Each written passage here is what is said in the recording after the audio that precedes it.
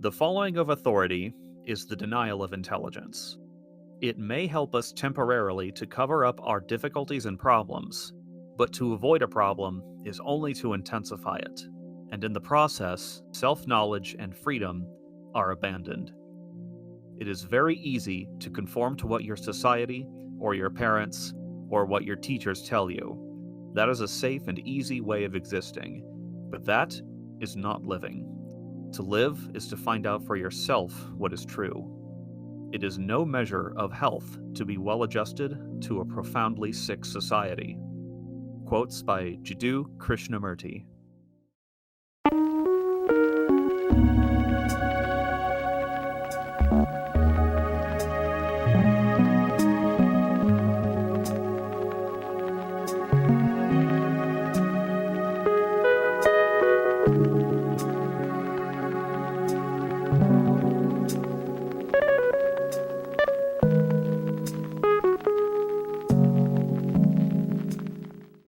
Good evening and welcome to the NEETwork, the podcast for all things NEET. I'm your host, Theo, and with me as always is my friend Dexter. Hello, everybody. Before we go into the NEET current events, a quick update on the podcast. Apparently the Discord link is broken and has been broken for some time because I'm kind of a boomer, and Discord, when you ask Discord for an invite link, it either assigns a temporary link that breaks over time, or you can get a permanent join link, and I've been using a temporary invite link this whole time. But the current link now should be the one that should work all the time, and you should be able to join the NEETwork Discord now. So please join us in the NEETwork Discord. Right now it's just me and Dexter, and we look forward to speaking with you. It gets very lonely. Yeah. No wonder no one's joining. It's because the dang link was broken. I just thought people didn't like us. Yeah, which is pretty easy. We're kind of assholes. Nothing's new.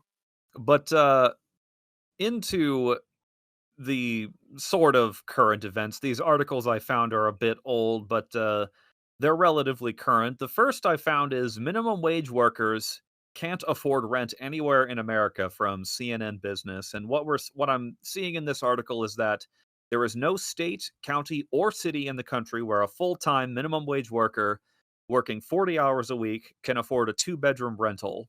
A report from the National Low Income Housing Coalition showed. Now, what do you think about that, Dexter? I definitely think that housing is a really big problem right now. I know where I'm living. At a minimum, you have to have $400,000 if you want a house, and if you want to rent, it's like $1,600 a month. God. And is that like a two-bedroom? Yeah, we're talking like the lower end apartments. It's My God. Yeah, that's more than I take home monthly. If I want cheaper housing, I have to go an hour inland. Right. You also live near the ocean. I live near the ocean, so that's partially my fault, I guess.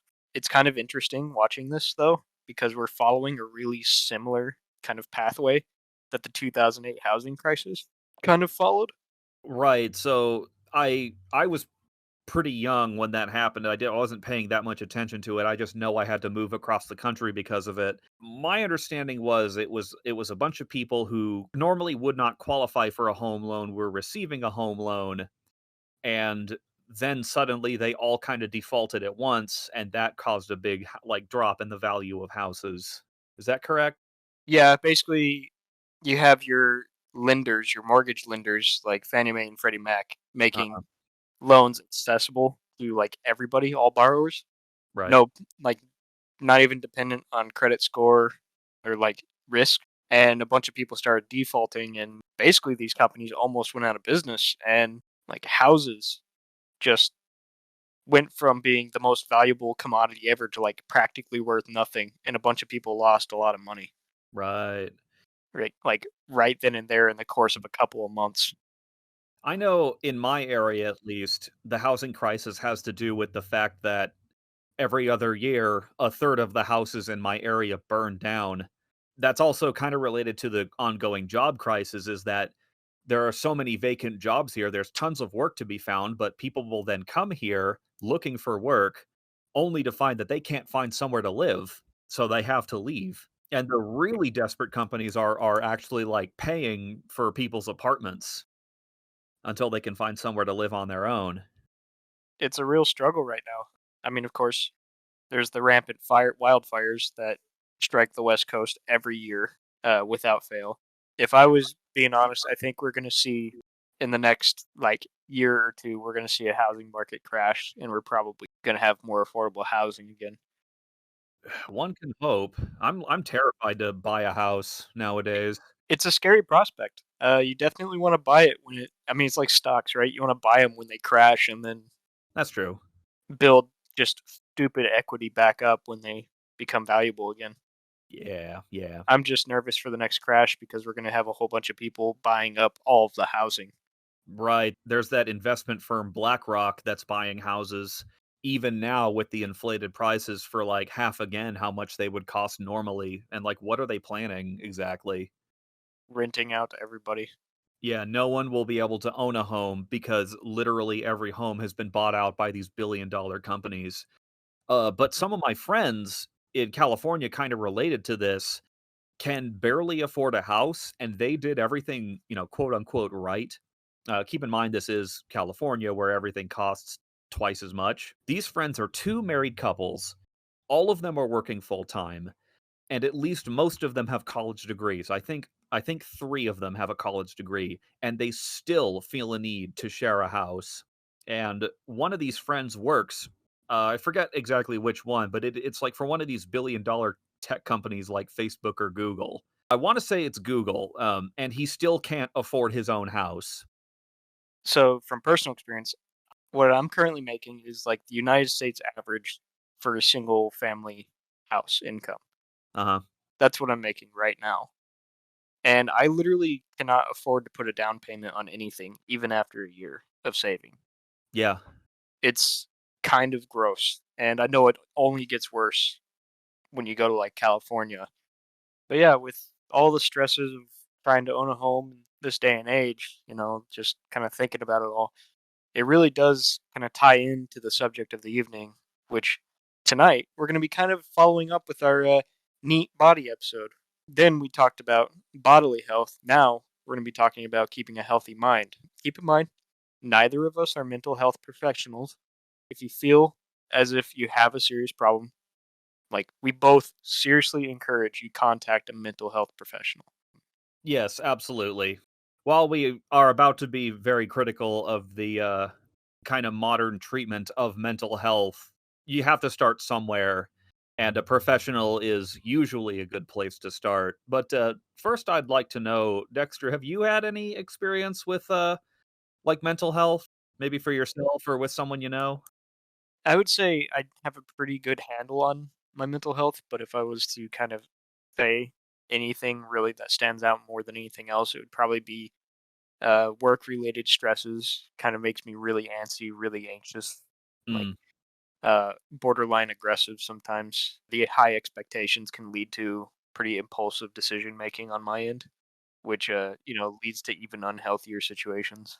yes, I would say, like, work-related stress does kinda make me depressed in some part, but my own experience has to do with, several pretty nasty bouts of depression throughout my life, and while I've sought help for those instances of depression, I'm beginning to question the kinda narrative, I guess, that surrounded my depression, and as part of the episode, I'm about to talk about that, a little bit later in the episode, but my experience is I mean, that's what my experience is. And I would think, at least in the case of a NEET, to any outsider looking in, it can be very obvious that a NEET is mentally ill when the stereotype of a NEET is a guy who spends every waking hour of their life inside this smallish room. And I'm not going to lie, that behavior isn't mentally healthy. And when many NEETs are reporting to others that they are depressed, depression does seem rampant in the NEET community. Yeah, I would say that follows a pretty similar path. It's similar to being in prison to a degree, I would even Mm, say, where you're basically confining yourself to a, like, what, 10 by 10 space for the majority of your days. right. Yeah, I would say that indoor NEETs live a kind of depressing lifestyle Mhm. sometimes, Even prisoners get to go outside sometimes, though.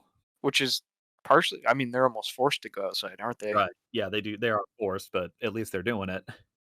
Partially why it's so important to make your NEET nest so comfy, right? Yeah. Even then, going outside, getting some sun, just getting a change of scenery is really important. I would argue that indoor NEETs suffer especially from these kinds of situations in comparison to your outdoor NEET who arguably has a social life or gets at least plenty of scenery change. Yes, it is this kind of like homebody kind of need I see that is reporting mental health and depression related issues. It's tough to think of people. Let's see. My observation is that a lot of outdoor neats are gym bro characters, and those people often seem very confident in themselves. I almost have to wonder if that depression might actually be a factor to becoming that NEET almost. Probably. There is a bit of a chicken and egg thing where you're depressed, so you retreat inward, and then you're retreating inward and you don't have a social circle, so you become depressed, and then you're not taking care of yourself and your room is getting dirty because you're depressed, so you get more depressed. I can very easily see that. It's a very vicious cycle. Mhm. I think a lot of normies, though, find it easy to write off a NEET as mentally sick without acknowledging that there are plenty of working normies who are also depressed and likely suffering other illnesses related to the pressures or drudgery of work. Just like you said, you're suffering a lot of, or maybe you're not currently suffering, but you've seen a lot of that happen at your workplace. Right. And it's not like a 24/7 thing for me. It's definitely on the more stressful days. There's definitely moments where it feels like I really just need to take a break and step away. But the wage cage calls, and I think it's also pretty easy for neets to become depressed when they're not, quote, pulling their weight in a society that has effectively gaslit all of us into believing that we owe something to society. But I've said before, no one owes society anything. Society kind of forced itself on you, and our lives are not on loan to governments or corporations. Right. I mean, personally, I'm not asking for the state to make any state projects other than like maintaining basic infrastructure. I don't care about policy change. I'd rather not pay higher taxes for something that doesn't even apply to me. There's a lot of things that my government wants to spend money on that I have next to no interest in. Hmm.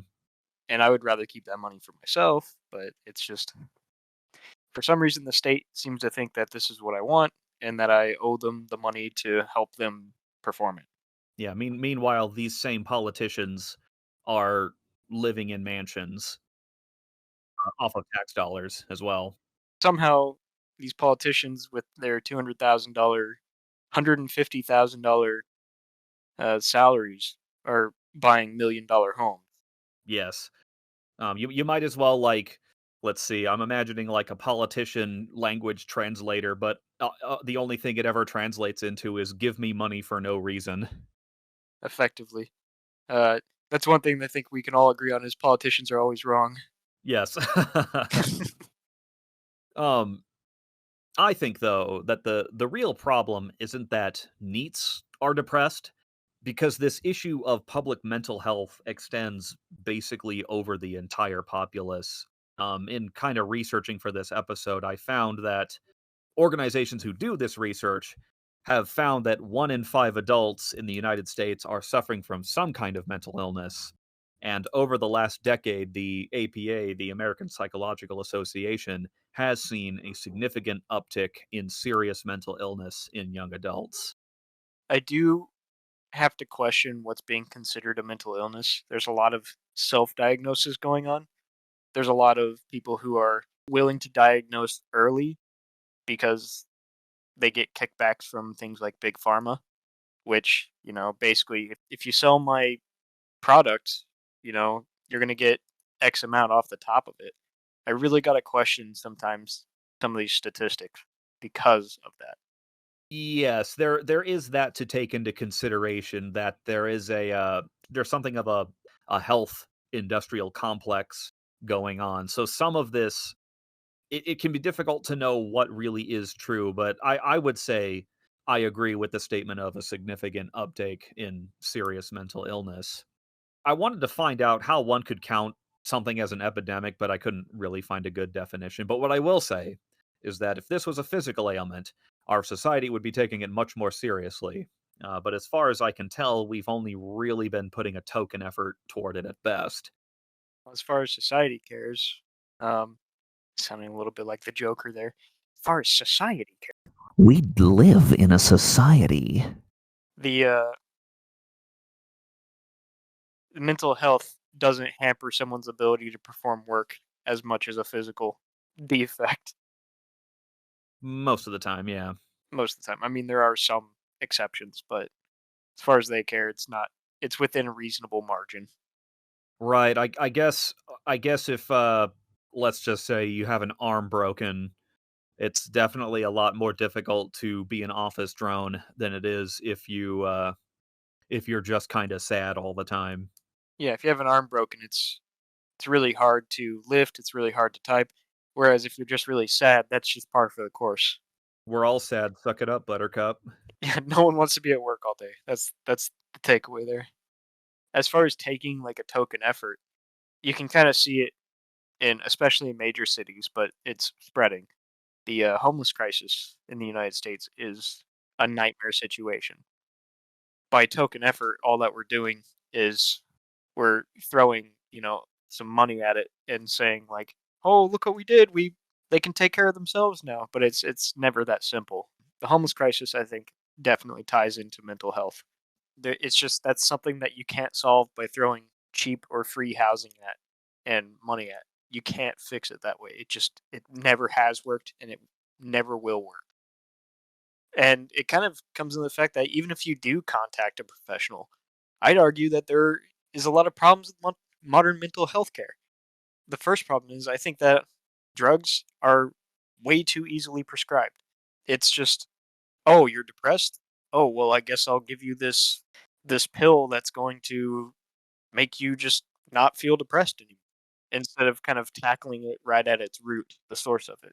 Right, and that was my experience with getting psychological help is that I think only one time did the person I was talking to ever acknowledge that it was a problem. In this case, it was my time in the military. Ever acknowledge that there was a cultural problem in the military that was causing me to become depressed. But all of the other times, it was like take this little pill.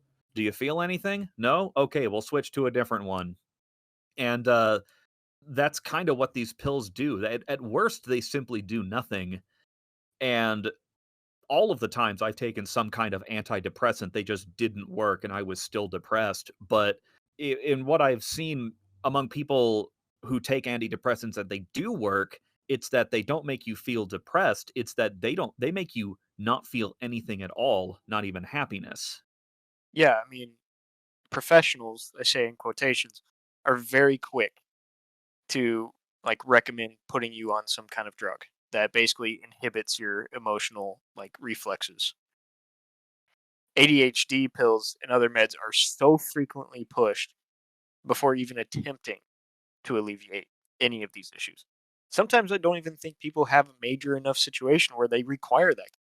And it's just so quick and easy to do it that way that it's really sad to see. Right. In the West, there's a bit of an obsession with finding a magic pill for every little problem. And related to that, this psychological help, even the effective stuff, can only do so much.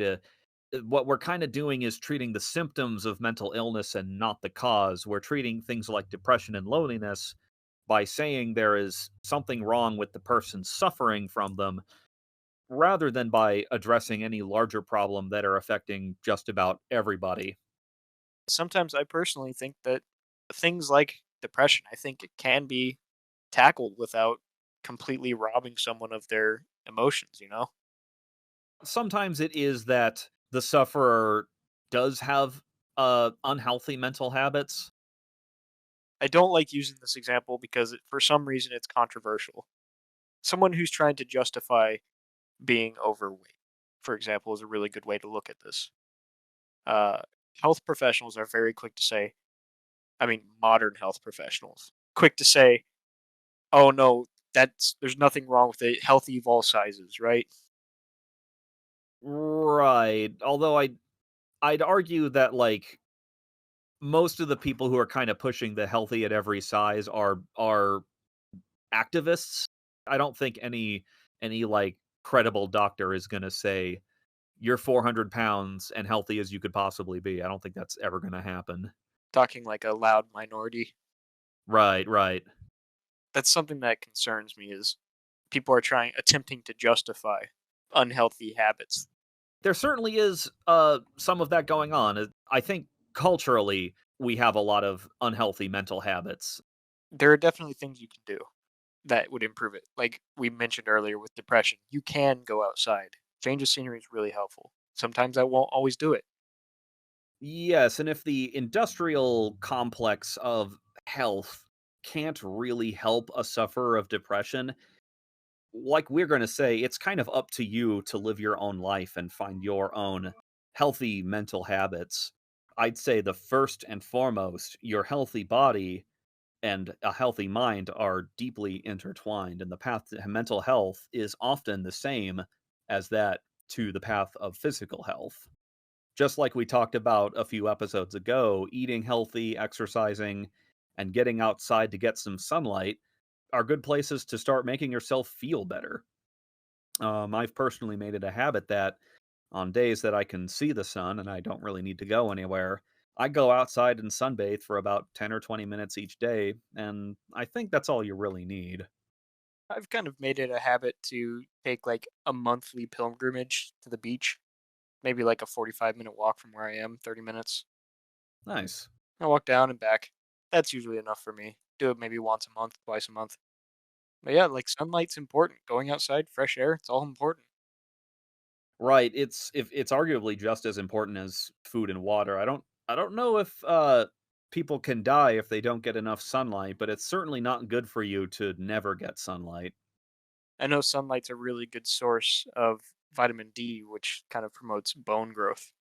Right, and I think like a lack of vitamin D is correlated to symptoms of depression. And make sure to get good sleep too.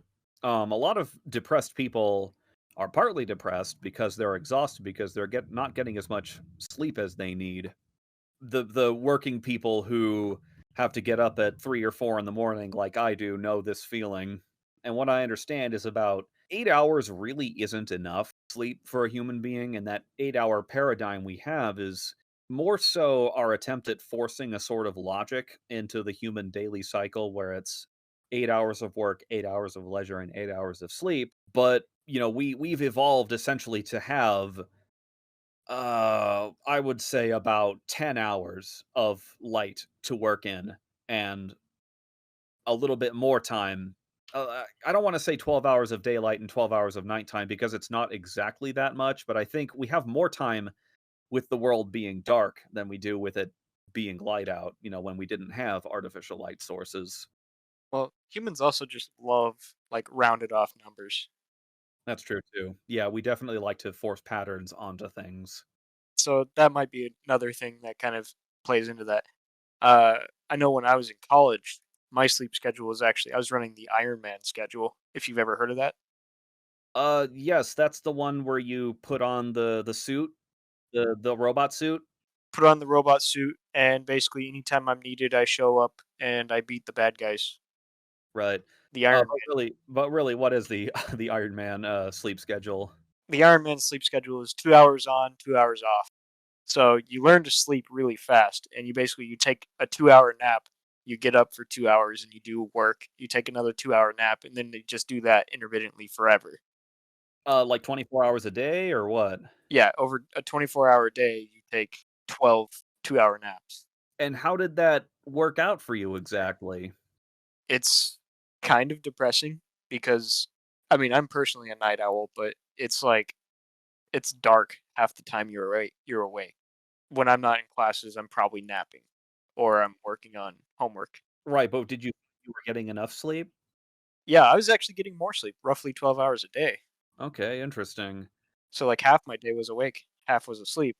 I have heard of a different sleep schedule where I think I can't remember if it was 4 or 6 hours of sleep, but it's similar to yours, except you only do it during the sleeping time where, I think it's like you conk out for 2 hours, then wake up for 4 hours, and then conk out for 2 more hours, and something like that, and the logic was that after about 2 weeks to a month, you were effectively forcing your brain to go into what's called rapid eye movement sleep, and that's the really important sleep. Is Um, that the Uberman sleep schedule? yeah, Uberman, that's the one. Where it's like you take a nap about every 4 hours and it's like a 20-minute nap?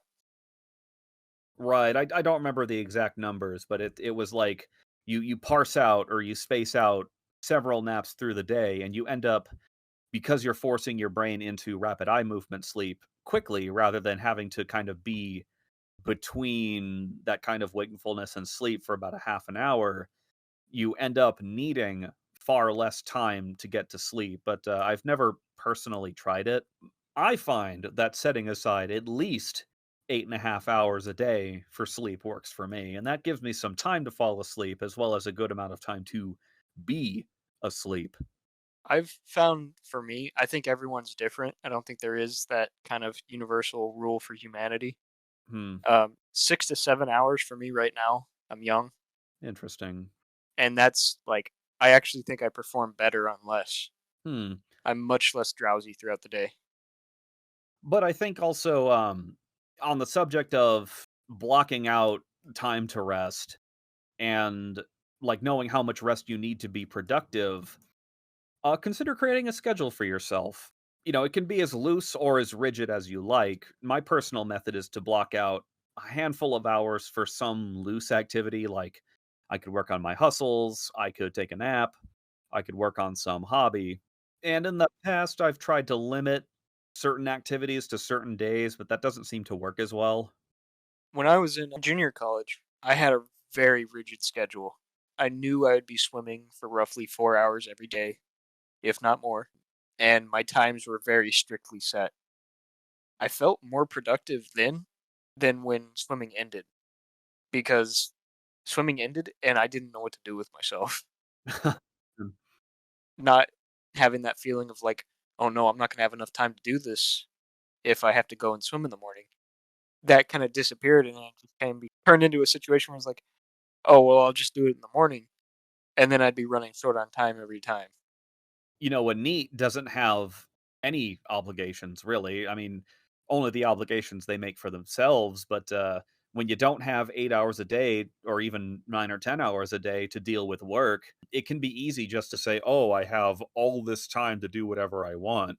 So it can be very easy to just spend that time doing nothing, and I think to some extent, like, spending that like, literally wasting that time can make you depressed because, like, "Oh, I just wasted an entire 8-hour day, I don't know, playing video games," and that can make someone depressed, I think. Right. It's a lot of times it's not very fulfilling. Mhm. The thing that makes games fulfilling for me is I try to become a completionist and 100% them. So I guess if you're going to be doing that, you at least need to get something out of it other than kind of mindless droll entertainment. I suppose, yeah. Um, and on the subject of, like, being productive as a NEET, you might not have a job, but scheduling your chores can help with getting them done and raking in those sweet, sweet good boy points. Make sure you cash them in for at a minimum 4 tendies. That's how you get the best return. Including starting good habits is reducing or eliminating bad ones. Kind of like where a NEET reduces their costs while maximizing their incomes, right?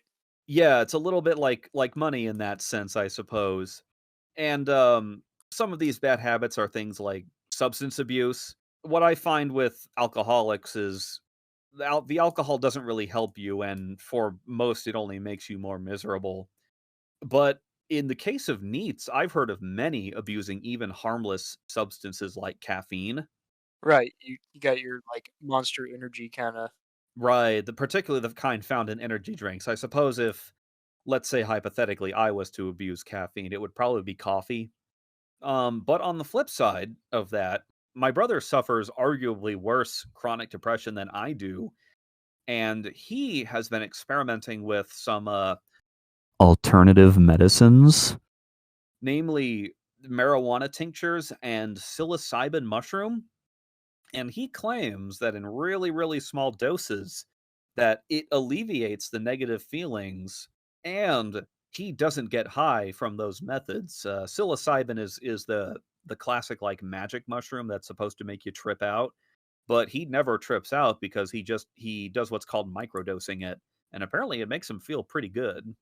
I know for a while my dad grew CBD rich cannabis, and the idea wasn't to get high with, which is why he went CBD instead of THC, because he has joint issues with his body. And he would infuse it with beeswax and make salves out of it.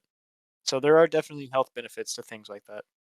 Right. As I mean, we've said before, moderation, know your limits. It's pretty easy. Know when you're taking too much.